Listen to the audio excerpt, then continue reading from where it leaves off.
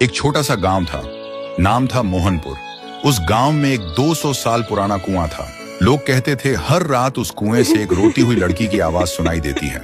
लेकिन एक बात सब लोगों को हैरान कर देती है, मोहनपुर गांव का जो भी लड़का उस कुएं के पास पानी पीने जाता है वह 2 दिन के अंदर मर जाता है और मरा हुआ शरीर गायब हो जाता है। और एक दिन इसी गांव में एक शहर से अर्जुन नाम का लड़का आता है। अर्जुन वह छुट्टियों में अपने दादाजी से मिलने आए थे। एक दिन अर्जुन गांव के लोगों से सुना है कि वह कुआं बहुत डरावना है और कोई उसके पास नहीं जाता। लेकिन अर्जुन सोचते हैं डर सिर्फ अंधविश्वास है और कुछ भी नहीं। एक दिन धूप में जाते हुए अर्जुन को प्यास लगी और बिना किसी से पूछे वो सीधा उस कुएं से पानी पीने चला गया। तब अचानक से एक लड़की का चेहरा सामने आया। अर्जुन डरा हुआ था और तुरंत वहां से भागकर घर पर चला गया। उस रात उसे नींद नहीं आते। हर समय उसे लगता है कोई उसे देख रहा है और कोई बुला रहा है। अब उसे भी डर लगने लगा था। फिर सुबह अर्जुन ने एक बुजुर्ग से पूछा, चाचा ये कुआं इतना डरावना क्यों है? चाचा ने बोला, यह कुआं बहुत पुराना है।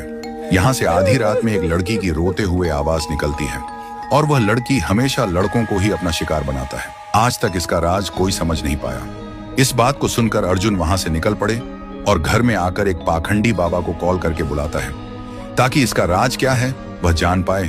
और आखिरी दिन पाखंडी बाबा आता है और गांव के सभी लोग इकट्ठा होता है।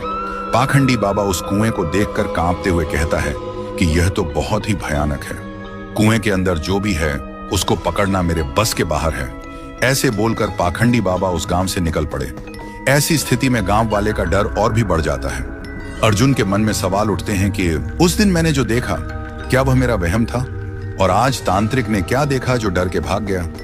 आखिरी दिन अर्जुन आधी रात में कुएं के पास एक पेड़ के पीछे छुप जाता है। अर्जुन देखा है कि कुएं के अंदर से एक अजीब सा रोने वाला लड़की का आवाज सुनाई देता है और तभी कुएं के अंदर से एक लड़की बाहर निकलती है।